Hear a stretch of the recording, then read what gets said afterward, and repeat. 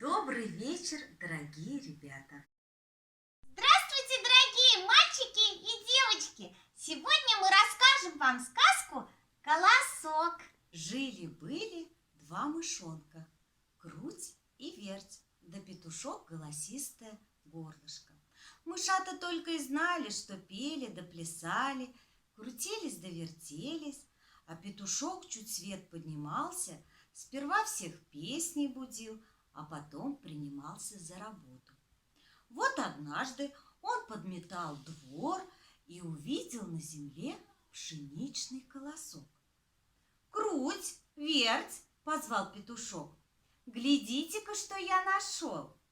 Прибежали мышата и говорят: «Нужно его обмолотить!» «Ох ты!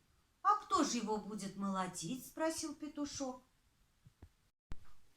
«Ладно, — сказал петушок, — я обмолочу», и принялся за работу, а мышата стали играть.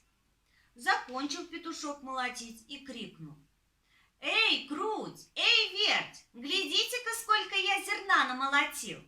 Прибежали мышата и запищали в один голос: «Теперь нужно зерно на мельницу нести, муки намолочь». «А кто понесет?» – спросил петушок. «Только не я!» – запищал Круть. «Только не я!» – запищал Верть. «Ладно, — сказал петушок, — я снесу зерно на мельницу». Взвалил себе на плечи мешок и пошел, а мышата тем временем затеяли чехарду. Друг через друга прыгают, веселятся. Вернулся петушок с мельницы, опять зовет мышат: «Сюда, Круть, сюда, Верть, я муку принес». Прибежали мышата, смотрят, не нахвалятся. Ай да петушок, ай да молодец! Теперь нужно тесто замесить, да пироги печь. «А кто будет месить?» – спросил петушок. А мышата опять свое. «Только не я!» – запищал Круть. «Только не я!» – запищал Верть. Подумал петушок, подумал и говорит: «Видно, мне придется». Замесил он тесто, натаскал дров, затопил печь, а как печь истопилась, посадил в нее пироги. Мышата тем временем не теряют, песни поют, пляшут. Испеклись пироги, петушок их вынул, выложил на стол, а мышата тут как тут. И звать их не пришлось. «Ох, и проголодался я!» – пищит Круть. «Ох, и есть хочется!» – пищит Верть. И за стол сели. А петушок им говорит: «Подождите-ка, подождите, вы мне сперва скажите, кто нашел колосок?» «Ты нашел!» – громко закричали мышата.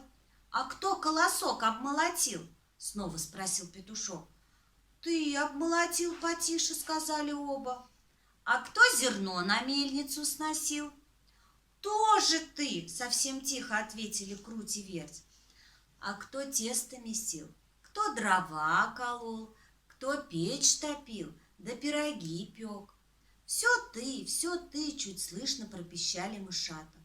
«А что же вы делали, Круть, Верть?» – спросил петушок. А сказать-то им и нечего. Стали Круть и Верть вылезать из-за стола, а петушок их и не удерживает.